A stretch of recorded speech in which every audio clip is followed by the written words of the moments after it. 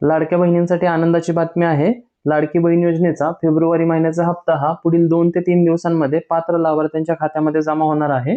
February महिन्याच्या हप्ते वितरणाची तांत्रिक प्रक्रिया ही कालपासून सुरू झालेली आहे. पुढील 2 ते 3 दिवसांमध्ये पात्र लाभार्थ्यांच्या खात्यामध्ये हे पैसे जमा होणार आहेत. 24/3/2026 ला लाडकी बहीण योजनेच्या फेब्रुवारी महिन्याच्या हप्त्याच्या वितरणाचा एक GR आलेला होता. कालच 27/3/2026 ला आदितीताई तटकरे मॅडम यांनी त्यांच्या एक्स अकाउंटवर याबाबत माहिती दिलेली आहे. त्यांनी दिलेली माहिती तुम्ही स्क्रीनवर वाचू शकता.